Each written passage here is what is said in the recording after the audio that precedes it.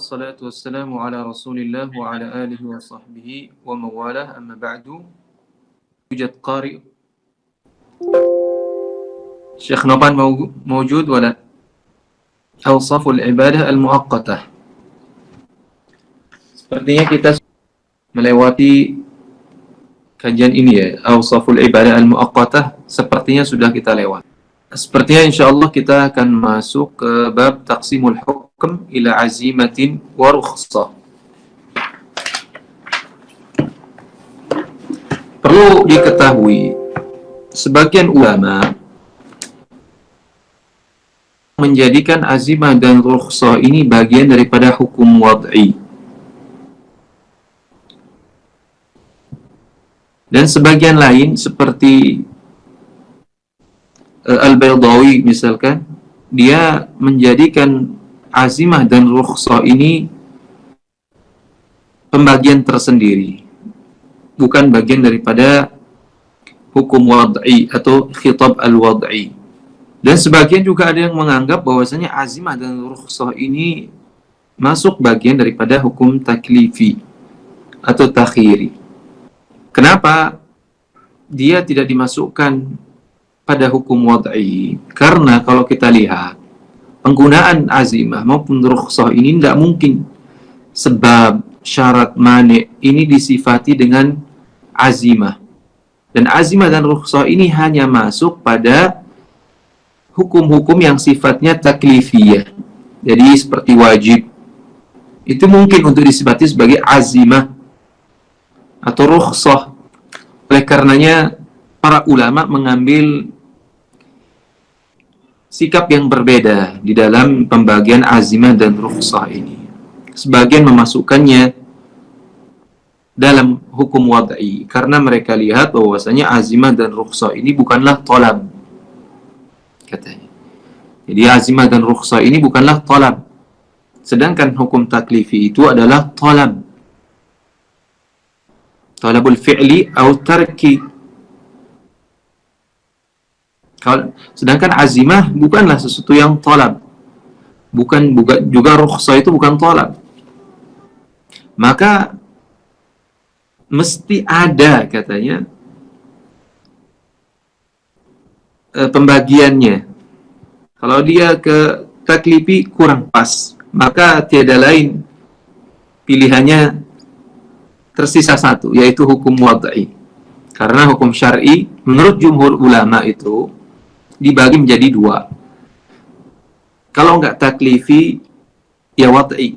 Berarti kalau dia nggak masuk sesuai dengan kriteria hukum taklifi, maka dimasukkan dalam hukum wad'i.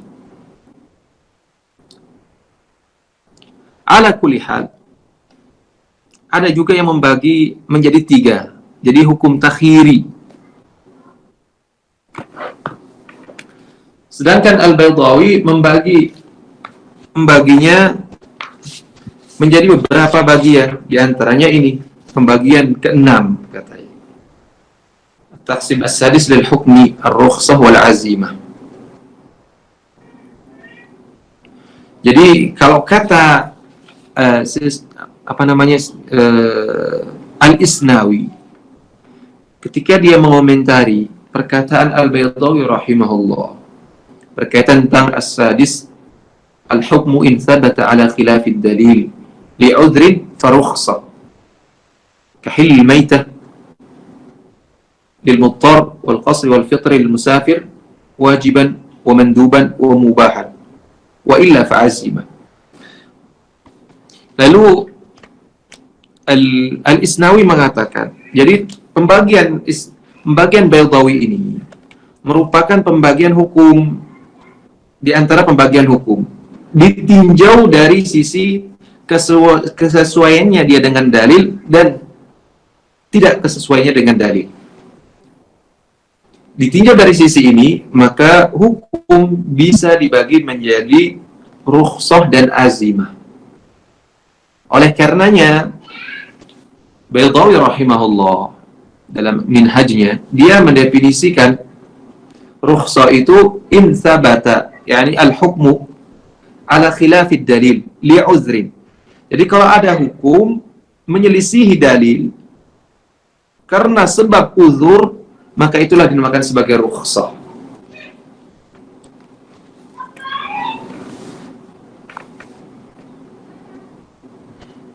Tapi kalau seandainya dia sabat, artinya ada sebuah hukum eksis, ada, tidak karena tidak menyelisihi dalil atau tidak menyelisihi dalil, dia menyelisihi dalil misalkan tapi tidak tanpa uzur, maka dikatakan azimah. Kalau dia misalkan sabit, eksis,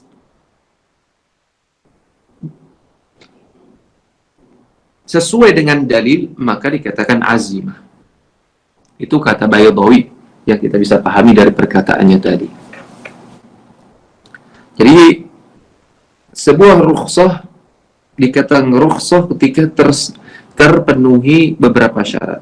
Jadi hukum tersebut menyelisihi dalil. Yang kedua, harus ada uzur.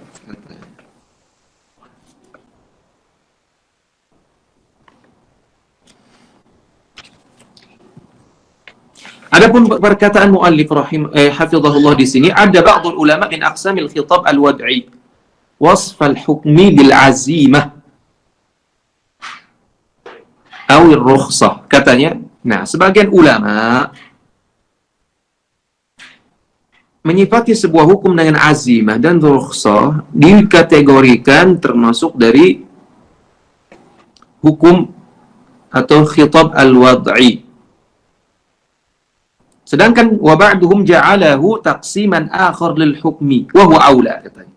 Sedangkan ulama lain memandang perlu ada pembagian lain lagi untuk hukum.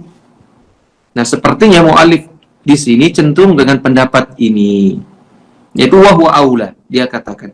Dan ini adalah seperti pembagiannya Al-Baydawi tadi. Dia menjadikan azimah dan rukhsah ini pembagian tersendiri, bukan bagian daripada azimah dan bukan bagian daripada hukum wad'i. Walakinnahu taqsimun lil-hukmi at-taklifi wa at-takhir lil-hukmi wad'i. Fala yunsab as-sabab wa syart wal mani'u bil azimah wal rukhsah. Tapi pembagian tersebut walakinnahu taqsimun lil-hukmi at-taklifi. Jadi pembagiannya tadi, taksimun akhar tadi katanya, pembagian lain yang tadi, itu pembagian untuk hukum taklifi dan takhiri, bukan untuk hukum wad'i. Karena tidak mungkin sebab dan syarat dan mani ini disifati dengan azimah maupun rukhsah. Lalu muallif hafizahullah memulai dengan menjelaskan apa sih itu azimah. Azimah dalam bahasa al-qasdu wal al-muakkad, kemauan kuatlah. Kama qala Allah Ta'ala wa lam najid lahu azma. Wa fi istilah wasfun lil hukmi thabiti ibtida'an la li ajli uzrin, katanya. Sebuah hukum yang sifat untuk sebuah hukum yang eksis sejak pertama, bukan karena uzur. Jadi ini dikatakan sebagai azimah. Jadi kalau misalkan sholat, wa aqimus sholat, udah ketika kita mendapati sebuah hukum muncul dari sejak awal seperti itu dinamakan sebagai azimah. Baik itu namanya mandub, baik itu adalah wajib, baik itu adalah makruh, baik itu adalah haram, baik itu mubah.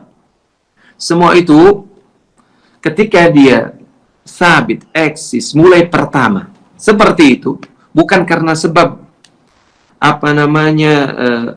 ada uzur sebelumnya sehingga dia berubah dari satu hukum ke hukum yang lain, maka itu dikatakan sebagai azimah. Baik dia wajib, baik dia mandub, baik dia makruh, baik dia haram dan mubah.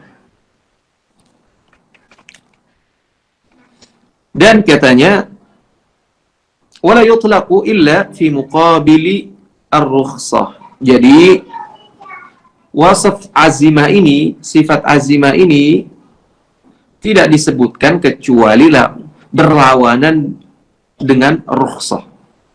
Sedangkan rukhsah itu sendiri didefinisikan sebagai at-tashilu wat taysir. Wa minhu qauluhum rakhasa as-si'ru. Ini dia mengambil dari perkataannya siapa namanya, menukil dari kitabnya Al-Isnawi dalam Nihayatus Sul ini sepertinya beliau. At-tashil wa taysir ma'ruf lah artinya. Wa minhu qauluhum rakhasa as-si'ru, murah. Wa qalahum ardun rakhisah aw rakhisah idza kanat damithah layyinah. Damithah layyinah, artinya lembut gitu. Tanah yang lembut, halus. Wa fi istilah wasf lil hukm ats-tsabit ala khilaf dalil syar'i baqin li'udhrin. Ini dalil yang datang setelahnya berbeda dengan dalil yang dimansukh tadi, maka tidak dikatakan sebagai rukhsah. Li'udhrin yakhruju ma syuri'a ala khilafi dalil syar'iyyin li mukhassisin la li ajli al-udhr.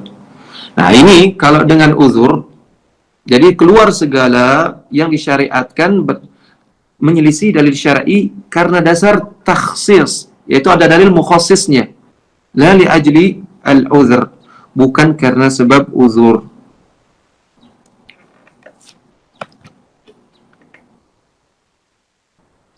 Nah, ini bagus beliau menjelaskan di sini antara perbedaan rukhsah dengan wal makhsus minal umum atau al umum al makhsus. Al farqu baina al hukm al makhsus min al umum, katanya. Wal hukmi al thabiti baina al hukm al makhsus min al umum wal hukm al thabiti rukhsatan. Anna al awwal al-hukm al-makhsus tadi min al-umum atau al-umum al-makhsus, maksud beliau anna al-awwala khussisa li'adami wujudi da'i lil-hukm al-'am fihi. Adapun kalau al-hukmu al-makhsus min al-umum, dari hukum yang ditakhsis dari keumuman dalil, takhsis karena memang nggak ada faktor atau nggak ada da'i, artinya nggak ada apa namanya ya bahasa Indonesianya, sebab lah kalau bisa dikatakan, nggak ada sebab untuk menjadikan hukum itu umum. Jadi memang cocok dia ditaksis karena memang nggak ada faktor yang mengharuskan hukum itu diumumkan. Berbeda dengan al-hukm ats-tsabiti rukhsatan, hukum yang tetap dengan rukhsah. Watsani khussisa ma'a wujudi da'i lil hukm al-'am fihi. Nah, bedanya ini. Jadi kalau yang namanya hukum tsabit rukhsah ini, dia ada faktor untuk mengeneralkan hukum tersebut. Akan tetapi walakin li ajli al-'udhri rukhisa fi tarkihi ma'a jawazi fi'lihi, katanya. Tapi karena sebab ada uzur, rukhisa fi tarkihi, dibolehkan untuk meninggalkannya dengan boleh melakukan tersebut. Contohnya misalkan makan makan bangkai. Makan bangkai ini faktor untuk menggeneralkan hukumnya ada. Namun, ketika dia jatuh pada kondisi tertentu yang mengharuskan orang makan bangkai, nah, dalam kondisi inilah kemudian dikhususkan, ditaksis katanya kebolehannya. Jadi, semenjak awal keberadaan hukum tersebut memang tujuannya untuk digeneralkan untuk semua orang. Ini yang namanya azimah atau al-hukm tsabit rukhsah. Jadi hukum yang ditarkhis tadi, itu yang dirukhsahkan tadi, sebenarnya faktor untuk mengumumkan atau mengeneralkan hukumnya itu ada. Namun dalam kondisi tertentu dan situasi tertentu, hukum tersebut kemudian berubah dari keharaman, misalkan seperti makan bangkai tadi, menjadi kebolehan. Dalam kondisi itu saja. Karena sebab uzur, khawatir akan kehilangan jiwa kalau seandainya dia tidak makan ketika itu. Nah, ini berbeda dengan al-hukmul makhsusu minal umum. Jadi al-hukum al-makhsus minal umum. Jadi hukumnya memang sejak awal tidak ada faktor untuk mengeneralkan hukum itu. Oleh karenanya dia disebutkan secara beriringan.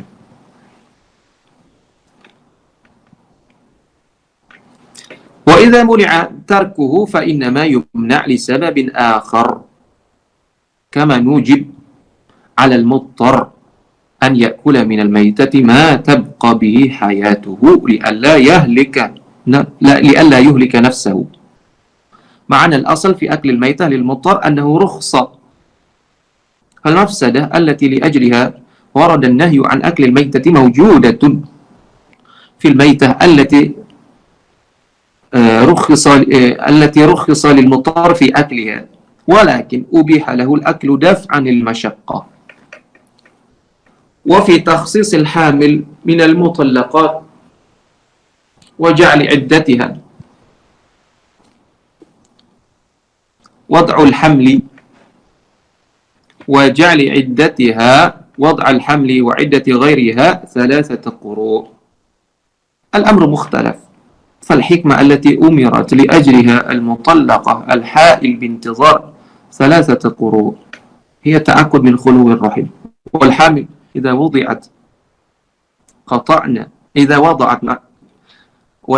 وضعت قطعنا بخلو رحمها. وهذا معنى قولنا بالرخصة الداعي موجود وفي التخصيص معدوم.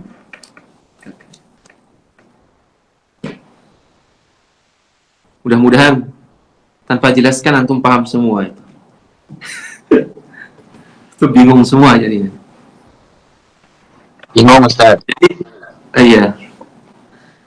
Jadi beliau ingin mengatakan di sini,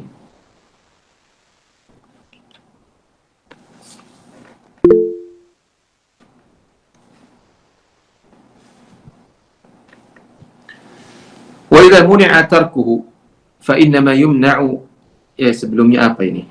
Wa thani khudh mawdhan al-hukm al-'afi walakin ajli rukhsa fi tarkihi ma'a jawazi fi'lihi. Jadi sesuatu yang haram terkadang sebab keharamannya itu masih tetap ada ketika itu. Contoh misalkan ketika seseorang dalam kondisi kepepet, dia harus makan daging bangkai lah. Sebenarnya ilat akan keharamannya, hikmah akan keharamannya itu masih ada ketika seseorang memakannya.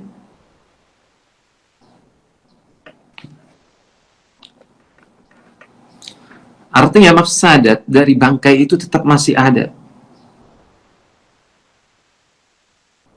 Namun uzur di sini dibolehkan makan bangkai tersebut karena sebab masyaqqah, dengan harapan untuk menyambung kehidupannya. Itu masih ada. Padahal hikmah dibalik diharamkannya bangkai itu masih ada ketika itu. Tapi dibolehkan oleh syarak untuk meninggalkan azimah tersebut. Dan kita dibolehkan mengambil rukhsah karena sebab terjadi perbedaan kalangan ulama. Ada yang mengatakan quru' di sini adalah tuhur, ada yang mengatakan haid, karena lafaz quru' di sini termasuk lafaz ishtirak. Ishtirak ini adalah satu lafaz yang memiliki lebih daripada satu makna. Orang yang mengatakan quru' maksudnya adalah apa namanya quru, katanya kalau dia dijamakkan, Nabi SAW dalam hadis Aisyah pernah mengatakan da'is salat ayyam aqra'ik, katanya. Artinya quru di sini maknanya adalah haid. Tinggalkan sholat ketika hari di mana dia sedang haid. Ada yang mengatakan quru di sini adalah tuhur. Jadi kalau seseorang misalkan ditalak, maka dia menunggu sampai 3 kali suci. Berarti kalau misalnya orang yang mengatakan haid, berarti dia menunggu sampai 3 kali haid baru boleh untuk dinikahi kembali oleh orang lain. Lepas dari semua itu, ayat ini secara umum, wal mutallaqatu yatarabbasna bi anfusihinna thalathata quru', mencakup semua orang. Mencakup orang yang hamil, mencakup orang yang sedang haid ditalak, atau orang yang sedang suci ditalak. Semuanya mencakup. Dan menurut zahir ayat tersebut wajib baginya untuk beriddah selama salasata quru', 3 quru'. Baik itu salasata haid sebagaimana pendapat sebagian ulama, atau 3 kali suci. Nah itu. Namun dalam ayat yang lain Allah Subhanahu wa taala menyebutkan wa ulatul ahmali ajaluhunna an yada'na hamlahunna. Nah di sini kata para ulama wa ulatul ahmal, artinya para wanita yang sedang hamil ini adalah sampai dia melahirkan. Artinya ayat tadi pertama umum, tapi kemudian ditaksis oleh ayat yang lain.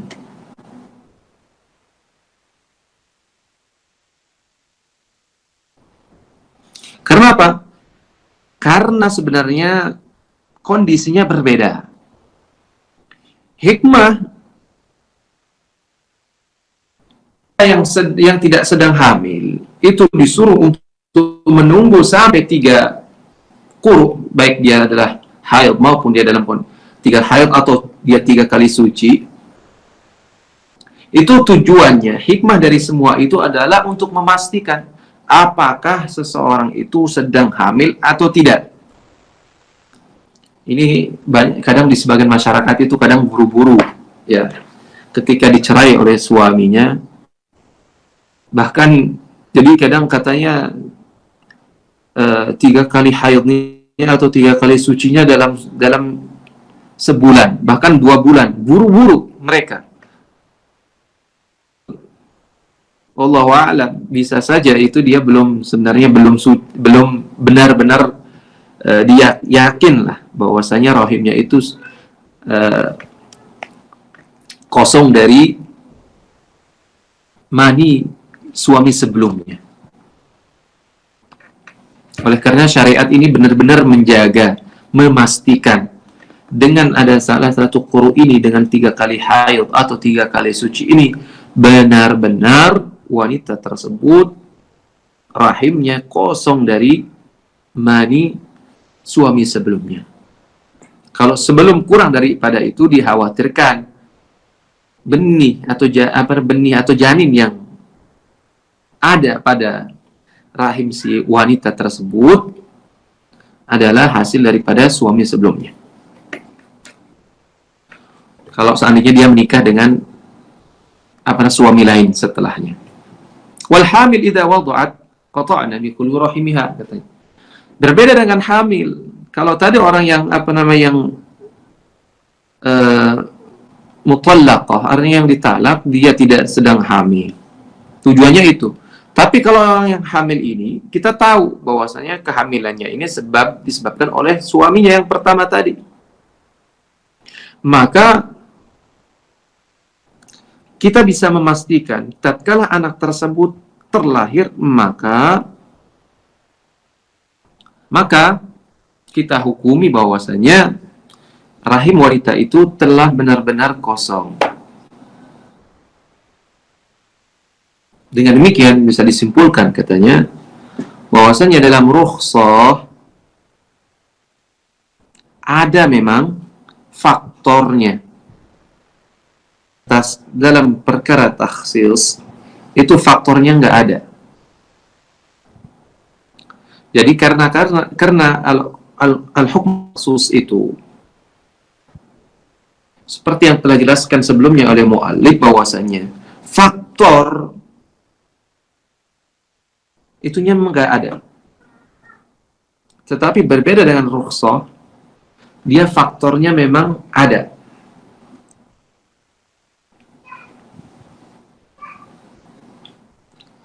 Kita baca annal awal, maksudnya adalah al-hukmul makhsus, katanya khussisa li'adami wujudi da'i lil hukmil 'am fihi. Jadi misalkan kayak tadi, wal mutallaqatu yatarabbasna bi anfusihinna thalathata quru.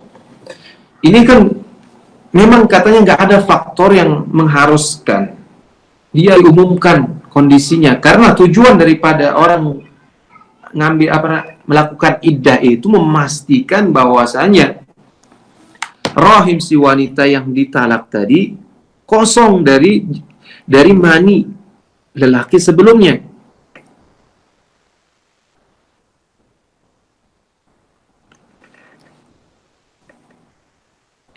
Sedangkan si hamil ini, katanya, dengan dia melahirkan sudah bisa dipastikan bahwasanya rahimnya telah kosong dari bekas laki-laki sebelumnya dengan kelahirannya. Oleh karenanya, faktor untuk mengumumkan dalil hukum tersebut di sini tidak ada. Oleh karenanya, ditakhsislah hukum tersebut. Berbeda dengan kasus kita ini, katanya. Misalkan kasus yang kasus tadi makan bangkai tersebut, itu pada umumnya mungkin untuk digeneralkan hukumnya, dan tatkala dia dibolehkan dalam kondisi tertentu, keharaman hikmah di balik dia diharamkan itu tetap masih ada. Hanya saja dia dibolehkan meninggalkan hukum yang mesti dia lakukan, itu haram memakan bangkai tadi. Di sini karena ada uzur demi untuk menolak mafsadat yang jauh lebih besar, maka dia pun dibolehkan untuk memakan bangkai tadi. Tentunya memakannya jangan sampai kenyang banget lah, misalkan sampai cukuplah sekedar untuk menyambung hidup saja. Karena katanya ad-darurah tubihul mahdzura, wad-darurah tuqaddar biqadariha. Nggak boleh berlebihan sampai kemudian nanti dibekali dan sebagainya. Ya nggak boleh. Nah ini bedanya antara kasus yang dengan mukhassas, itu al-hukmul al-makhsus minal umum, dengan al-hukm al-thabit rukhsatan. Yang pertama, al-hukmu atau al-hukmul makhsus minal umum tadi, kita katakan memang tidak ada faktor yang mengharuskan hukum itu bersifat general. Sedangkan dalam thabit rukhsatan, hukum yang tetap dengan sabit dengan rukhsah tadi, itu memang ada faktor yang mengharuskan hukum itu bersifat general. Hanya saja dia dibolehkan untuk meninggalkan hukum tersebut dan melakukan apa yang dilarang karena sebab uzur. Mudah-mudahan sudah jelas ya maksud daripada perkataan mu'alif di sini.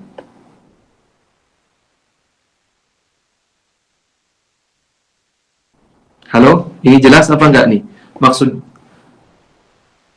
maksud dari perkataan mu'alif ini? Kalau sudah jelas, maka kita lanjutkan kembali.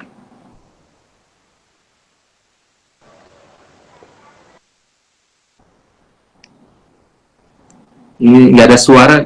Saya kalau demikian berarti saya yakin semua di sini insya Allah pada paham ini. Mudah-mudahan ya.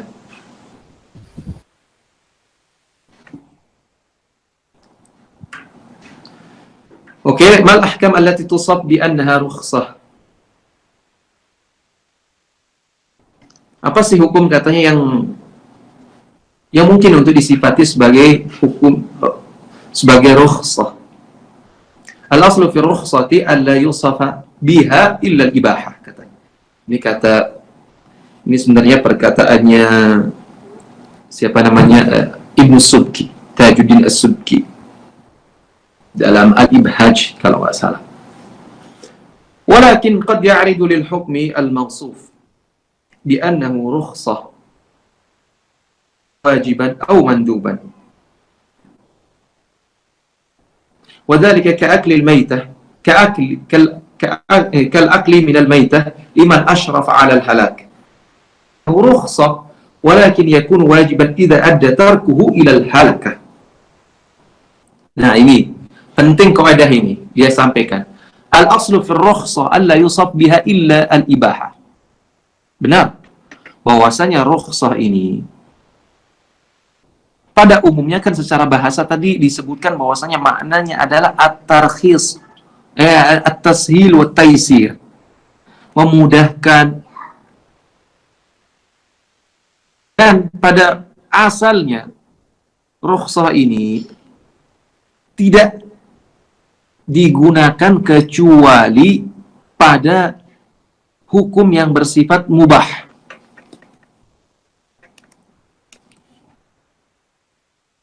Tapi terkadang, nah ini dibedakan. Terkadang hukum rukhsah ini katanya bisa berubah menjadi wajib atau mandub.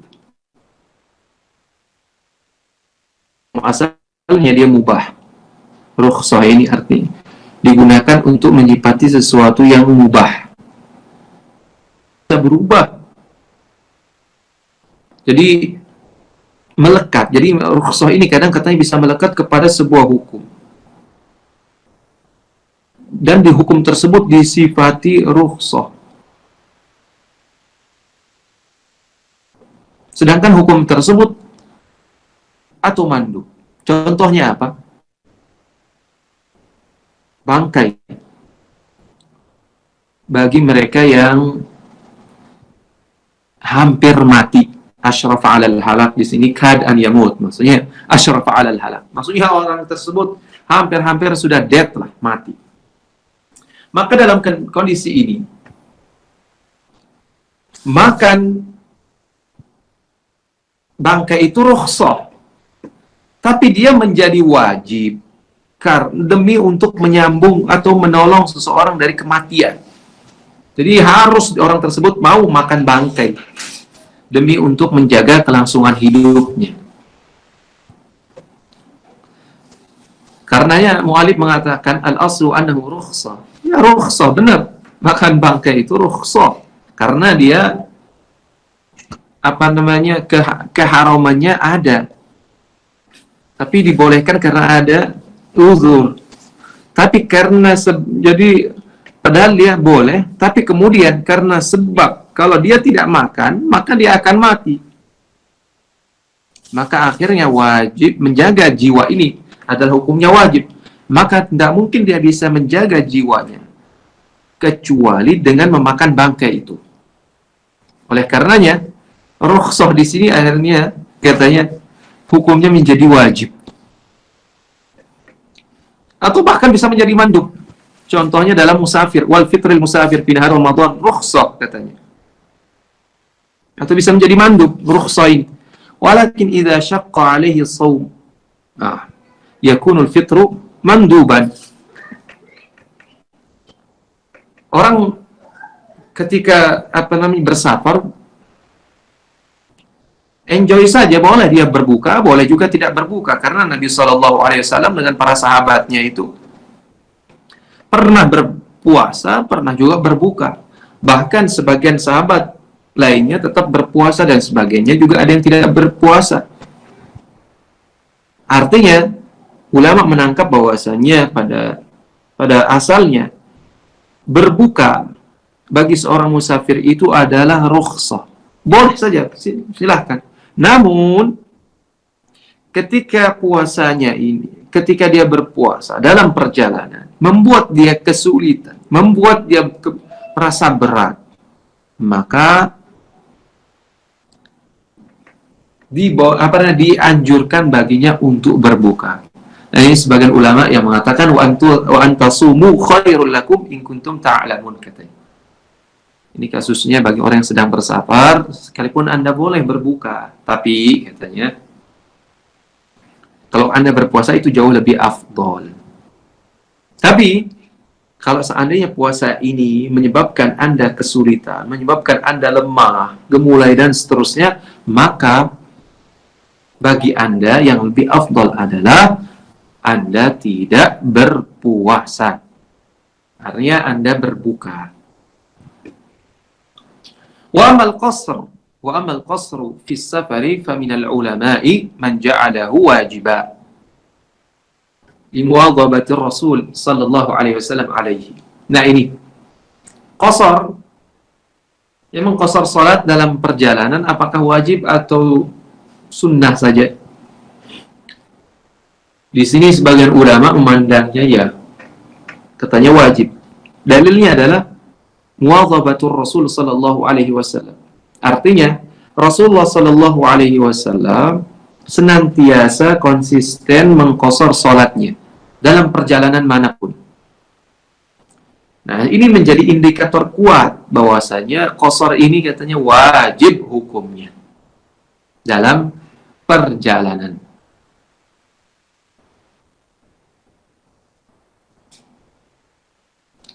Juga dikuatkan oleh hadis Aisyah radhiyallahu anha, furidatus salatu rak'ataini fil hadar was safar fa uqirrat salatus safari wa zida fi salatil hadari.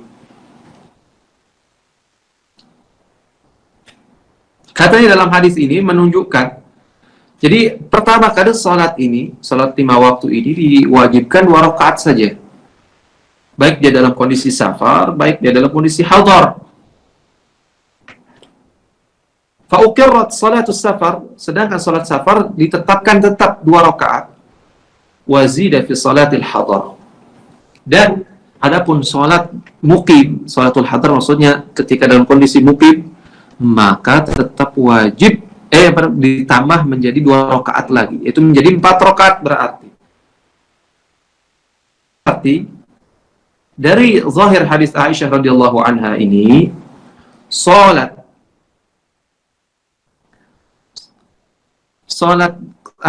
qasar itu hukumnya asalnya adalah 2 rakaat. Nggak boleh ditambah berarti. Karena beliau mengabarkan demikian. Itu zahir perkataan beliau. Jadi 2 rakaat dalam safar.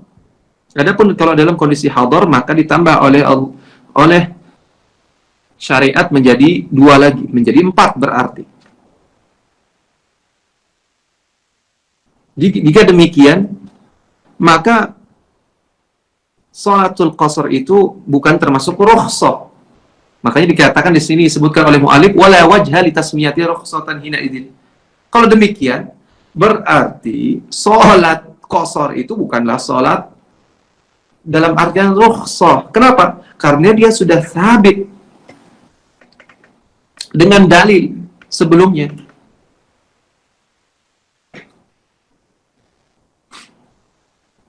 Bukan perubahan dari dari dalil sebelumnya. Dia tetap seperti itu dalilnya sampai sekarang, kata. Berarti nggak usah dikatakan qasar dalam perjalanan, itu dikatakan sebagai qasar, sebagai rukhsah. Kemudian beliau pun melanjutkan, wa minhum man ja'alahu manduban li muwadhabatir Rasul sallallahu alaihi wasallam alaihi wa la yumkin an yuwadhiba illa 'ala al-afdal. Nah, ini bedalah cara memandangnya. Enggak. Padahal satu dalil, yaitu sama-sama muwadhabah. Mereka melihat, iya, saya setuju dengan Anda. wahai para ulama, sebagian ulama tadi, bahwasanya Nabi Shallallahu Alaihi Wasallam senantiasa konsisten menjaga 2 rakaat sholat dan mengqashar sholatnya dalam perjalanan. Nah, ini menunjukkan akan keafdaliyahan. Iya, berarti dilalahnya adalah mandub.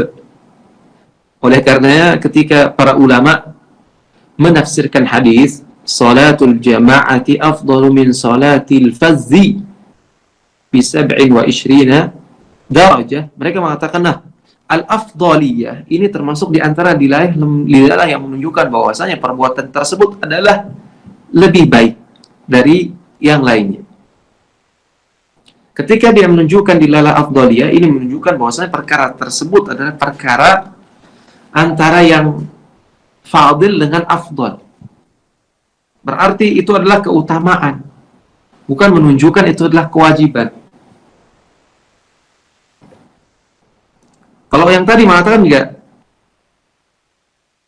konsistensi Nabi Shallallahu Alaihi Wasallam itu dalam melaksanakan qashar sholat itu sendiri menunjukkan bahwasanya itu adalah kewajiban, karena nggak mungkin Rasulullah SAW katanya akan konsisten dalam melaksanakan sesuatu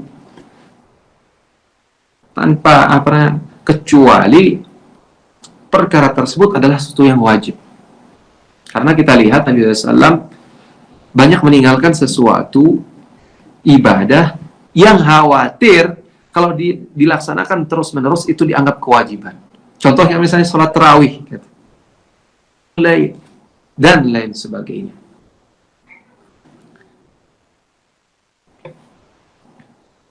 Mungkin untuk dijawab, bagaimana dijawabnya? Saya berikan kepada antum untuk menjawabnya. Bagaimana menakut sebuah pendapat. يقول تاج الدين السبكي واعلم أن الإجابة والندب واستواء الطرفين أو رجحان أحدهما أمر زائد على معنى الرخصة لأن معناها التيسير وذلك بحصول الجواز للفعل أو الترك يرخص في الحرام بالإذن في فعله وفي الواجب بالإذن في تركه وأدلة الوجوب والندب وغيرها tu'khadhu min adillatin ukhra, katanya. Ini sebenarnya mungkin bisa dikatakan khulasah dari apa yang disebutkan oleh muallif sebelumnya.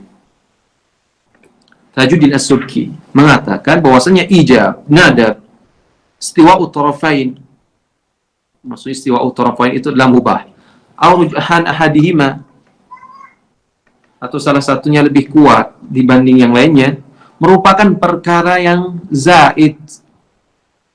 Artinya itu adalah perkara yang lebih dari makna rukhsah itu sendiri. Makna rukhsah itu sendiri adalah taisir, dan itu bisa terwujud dengan melakukan sebuah perbuatan yang dilarang atau meninggalkan perbuatan yang sebelumnya harus bersifat wajib. Makanya beliau menjelaskan yurakhasu fil haram bil izni fi fi'li, yaitu dibolehkan melakukan yang melakukan sesuatu yang sebenarnya diharamkan. Yurakhas fil haram, dibolehkanlah dalam hukum yang disifati haram dengan diizinkan untuk melakukannya, dan dalam kewajiban dan hukum yang wajib dengan izin untuk meninggalkannya. Adapun nantinya rukhsah misalkan menjadi wajib, menjadi mandub, atau selain daripada itu diambil daripada dalil yang lainnya. Itu penjelasan singkatnya. Wallahu a'lam. Ya Allah, ini saya tidak lihat jam, ternyata lewat daripada yang ditentukan. Wallahu a'lam bishawab. Barangkali mungkin 5 menit lah. Ada sesuatu yang tidak dipahami tadi, silakan untuk ditanyakan. Bismillah. Boleh tanya Ustaz? Assalamualaikum warahmatullahi wabarakatuh. Boleh, silakan, tafadhol. Ini apa yang anak pahami Ustaz, ya, mungkin nanti bisa koreksi, berarti hukum asalnya dosa itu lebih akhir ya Ustaz. Kita boleh milih gitu Ustaz. Hukum tasarruf itu takhir. Jadi kita boleh ngerjakan atau tidak gitu. Mubah dia, benar. Terus kalau misalkan yang tadi yang apa sih lawan daripada rukhsah ini, yaitu bukan gangguan azimah tadi yang aku sebutkan, masalah taksis. Masalah taksis. Ya. Berarti kita tidak boleh istilahnya nggak boleh takhir dalam masalah taksis. Artinya kita mengamalkan dalil yang khas daripada dalil yang am. Itu saja. Mungkin kalau ada salah dikoreksi saya. Saya belum memahami maksud antum. Jadi ketika itu saya menjelaskan tentang apa sih perbedaan antara ar-rukhsah dengan al-mukhassis, al-hukm al-mukhassas. Kok seperti ada persamaan dan perbedaannya gitu. Artinya ada titik di mana ada hukum yang dikeluarkan dari keumuman dalil. Nah, itu persamaannya. Namun ada perbedaannya. Tadi, kalau rukhsah itu faktor untuk mengeneralkan hukumnya memang ada. Tetapi berbeda dengan al-hukum al-makhsus tadi. Faktor untuk mengeneralkan hukumnya itu memang tidak ada. Sehingga layak untuk ditakhsis.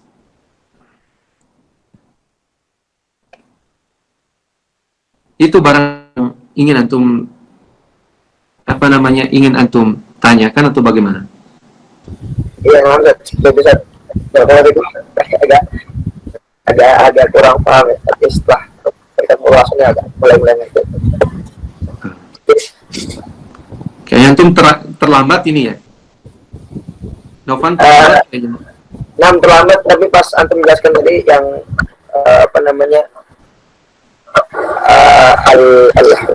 al-muqassad itu dengarkan teman kurang paham. Tayyib. Ustaz, Afan mau tanya. Tayyib, ada yang lain? Ini yang masih belum paham itu kata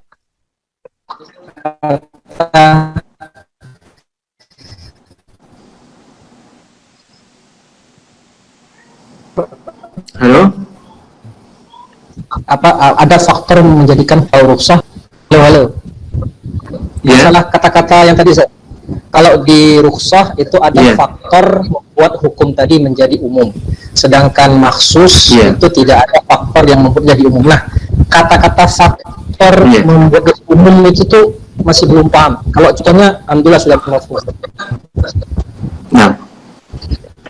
Jadi agar lebih, itu kan teorinya kayak gitu. Saya berikan contoh, saya ulangi lagi berarti contohnya tadi. Jadi kasus wanita yang ditalak tadi, tujuannya, faktor dia misalkan kenapa orang harus mengambil iddah itu, tujuannya adalah khuluwur rahim, yaitu kekosongan rahim tersebut dari mani laki-laki sebelumnya lah. Untuk memastikan bahwasanya rahimnya kosong dari janin atau dan sebagainya. Ini tujuannya. Oleh karenanya syariat mensyariatkan iddah dengan jangka waktu salah satu quru. Ya bisa 3 kali haid atau 3 kali tuhur. Bisa 3 bulan, bisa juga kurang, tergantung wanitanya kan. Karena bisa juga wanita bisa haid 2 kali dalam sebulan. Atau sekali dalam sebulan. Berarti dia butuh 3 bulan. Nah, ini katanya faktor untuk mengumumkan maknanya ini nggak ada. Kenapa? Karena dalam kasus orang hamil ini, melahirkan anak tersebut tentunya faktor khuluwur rahim ini artinya kekosongan rahim ini sudah bisa terwujud. Syariat tidak perlu untuk mengumumkan dalilnya tadi, yaitu karena tujuannya adalah untuk mengetahui, memastikan bahwasanya rahim si perempuan tadi telah kosong, maka syariat menetapkan yang namanya iddah. 3 kali haid atau 3 kali tuhur lah, berbeda pendapat. Namun ternyata untuk kasus orang yang hamil ini, hal tersebut bisa tercapai dengan tersebut. Tidak mesti setelah misalkan ketika dia, anggaplah dia ditalak. Ketika itu misalkan sebulan sebelum kelahiran dia ditalak misalkan. Berapa bulan sebelum itu dia ditalak. Ini sudah kita pastikan itu rahimnya itu masih ada. Masa bagaimana mau dinikahkan kan gitu? Atau misalkan kita ingin pastikan rahim itu telah usai, ya cukup dengan tidak mungkin dengan haid atau dengan tumor di sini, karena tujuan daripada iddah ini adalah kekosongan rahim. Sedangkan sekarang rahimnya wanita ini masih dalam kondisi hamil, artinya ada janin di dalamnya. Maka semua itu bisa terwujud dengan lahirnya anak tersebut. Jadi di sini kondisinya berbeda dan kondisinya berbeda. Kalau yang pertama tadi talak dalam kondisi tidak hamil, maka keumuman dalil itu berlaku di sana. Di sini yaitu orang yang sedang hamil ini, maka dia bisa ditarik dari keumuman dalil itu. Kenapa? Karena kita sudah sepakat tujuan syariat menetapkan iddah itu adalah kekosongan rahim. Nah, itu bisa terwujud dengan lahirnya anak ini. Sehingga saya katakan tadi, sehingga dikatakan oleh beliau di sini tadi bahwasanya al-hukmul makhsus minal umum dan wujudid da'i lil hukmil am fihi. Khussisa li adami wujudid da'i lil hukmi al-am fihi. Mudah-mudahan dipahami. Sudah mulai dipahami sedikit demi sedikit lah.